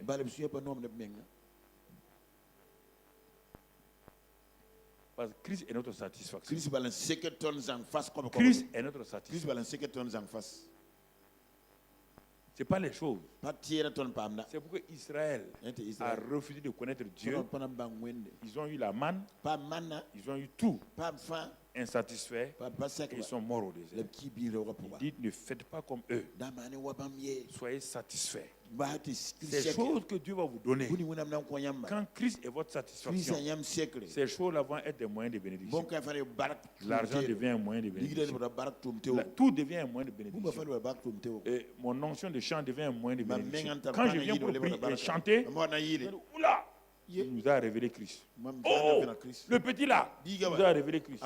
Mais la plupart d'aujourd'hui, on chante les besoins des gens. Hein? Tu n'as pas d'enfant, viens, Jésus, Jésus est puissant. Jésus est puissant. Il est puissant. Jésus est puissant. Il est puissant. Il est puissant. Bam, bam, bam, bam.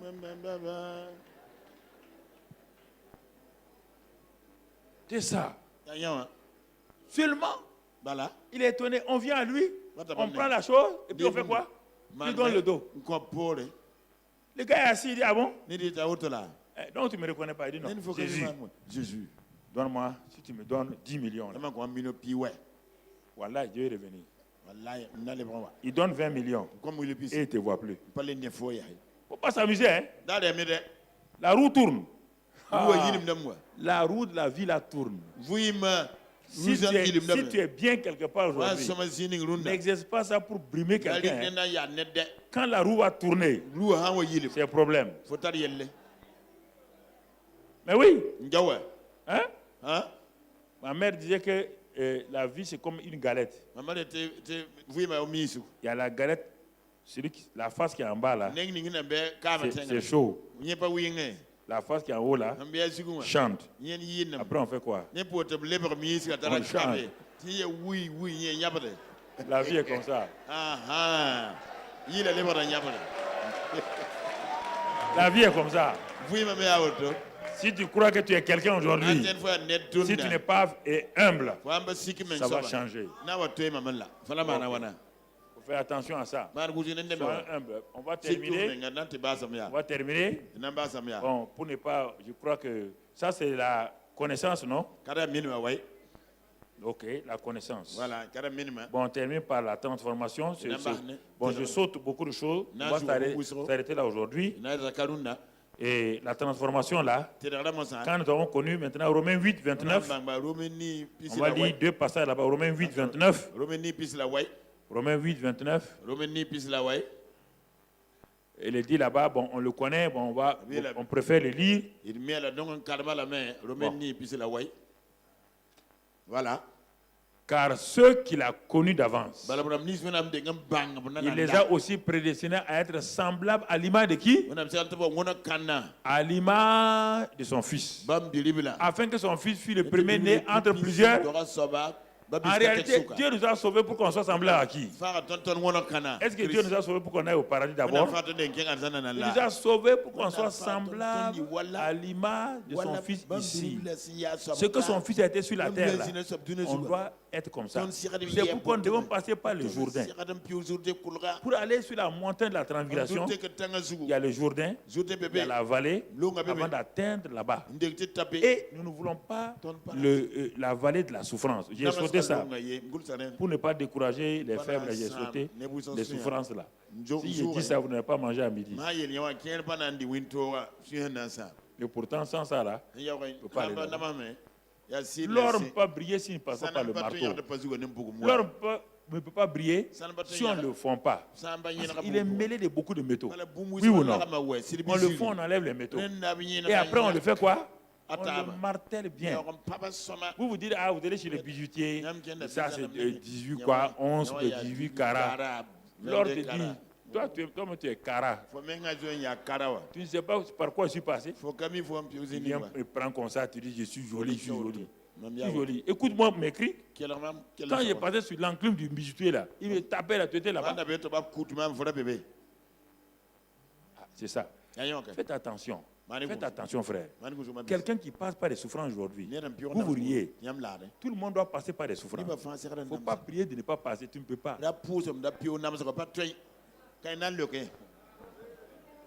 Tu ne peux pas. C'est pourquoi est le Saint-Esprit. Quand tu vas passer, comme Daniel là, tu vas passer par le feu, mais le quatrième homme sera avec toi. Le Saint-Esprit sera avec toi. Quand tu vas sortir, il n'y aura même pas d'odeur de fumée sur toi. Les gens seront étonnés. La femme est passée par le feu. Mais il y avait quelqu'un avec moi. Celui qui est le maître du feu était en moi. Le feu ne pouvait pas me brûler. Le feu m'a valorisé sans me détruire. Le dernier verset, 2 Corinthiens 3. Verset 16 à 18. 2 Corinthiens 3, verset 16 à 18.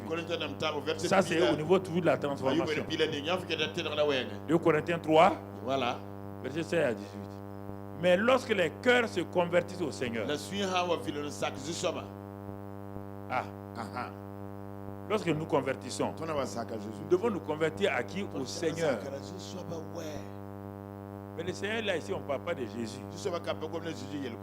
Au Seigneur.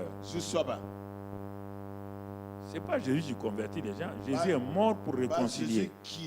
Mais il vient par le Saint-Esprit Christ pour t'amener à la conversion. Et tu vas voir la suite.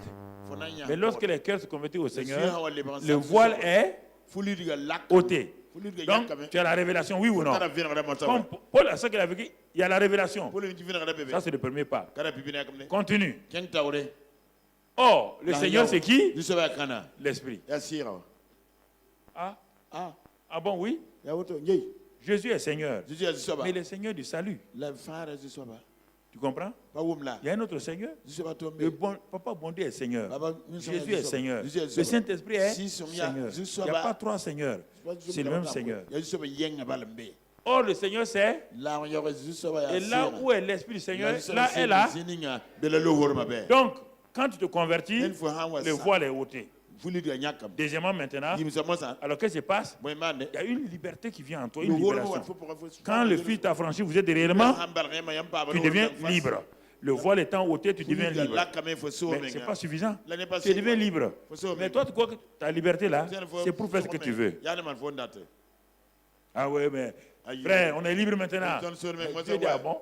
Pour faire ce que tu veux. Tu n'as pas compris? Tu dis, continue. Continue. Nous tous, qui le visage découvert. Le visage est découvert pour faire quoi? Pour que tu contemples, contemplons, comme dans un miroir, quoi? La gloire du... le voile a été ôté. Nous avons eu la liberté pour faire quoi? Contempler la gloire du Seigneur. Dans les situations que nous vivons, dans les épreuves que nous vivons, nous devons découvrir la gloire du Seigneur. Dans chaque situation, il y a une gloire. Dans une épreuve, il y a une gloire cachée. Dans un échec, il y a une gloire. Même dans le péché, il y a une gloire. Lorsque nous reconnaissons, le problème n'est pas que tu as péché. Le problème est que lorsque tu es dans le péché, tu reconnais que Dieu seul, dans sa gloire, peut te sortir. Ne te couche pas dans le péché et ne te laisse pas culpabiliser dans le péché. Même si on dit le juste tombe 7 fois, 7 fois il se relève. Parce qu'il sait une chose, qu'en tant que juste de Dieu, Dieu étant en lui, Christ étant en lui, il peut se lever. Il a tous les moyens pour se lever, car Christ est sa force pour se lever. N'allez pas condamner les gens pour dire qu'ils ont péché, c'est fini pour eux. Vous n'êtes pas juge. Encouragez-les à se lever. Il peut se lever. Et il doit se lever. Et il se lèvera. Alors, regarde. Alors, quand tu contentes maintenant, tu arrives à quoi? À la transformation. Dans telle épreuve là, je crois que c'était fini pour moi. Dieu dit non, tu as découvert ma gloire dans cette épreuve là. Dans ce temps difficile là, tu as accepté. Il dit maintenant, mon enfant, tu vas voir quelque chose. Ta transformation commence. Et ce qui était pénible là commence à partir. Ce qui était difficile là commence à partir. Tu dis Seigneur, oh moi je t'avais jugé. Cette situation que j'ai traversée, je t'avais jugé. J'ai cru que tu m'avais abandonné. J'ai cru que tu m'avais délaissé. J'étais culpabilisé. J'étais seul à traverser la vallée de l'homme de la mort. Mais j'ai vu Seigneur que tu es avec moi. Le Seigneur dit maintenant regarde ma fille. Regarde ce qui t'est arrivé. Il dit tu es transformé en la même image de Christ. Christ a souffert. Il a souffert. Et par la souffrance là, tu as vu comment il était transformé.